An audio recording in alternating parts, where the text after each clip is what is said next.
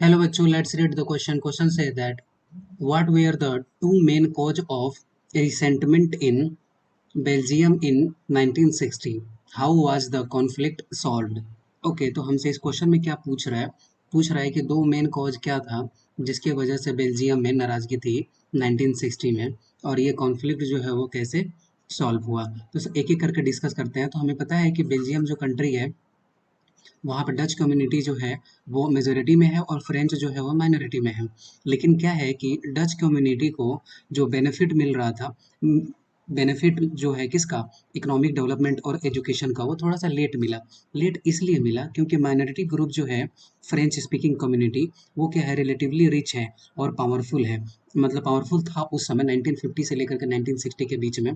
तो इस वजह से क्या है कि इन दोनों के बीच में कॉन्फ्लिक्ट हुआ, क्योंकि मेजोरिटी में जो लोग हैं उन लोगों को वहाँ पे बेनिफिट नहीं मिल पा रहा था, वहाँ के डेवलपमेंट का, वहाँ के एजुकेशन का। इस वजह से कॉन्फ्लिक्ट हो रहा था। तो हमसे ये पूछ रहा है कि ये कॉन्फ्लिक्ट को कैसे सॉल्व किया गया। तो इस कॉन्फ्लिक्ट को सॉल्व किया गया एकोमोडेशन पॉलिसी से।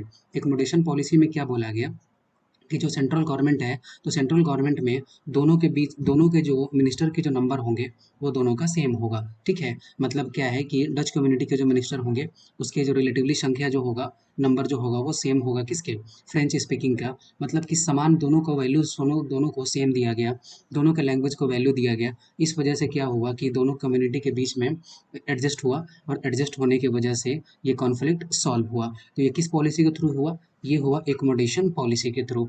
I hope you will be understood it well. Best of luck. Thank you.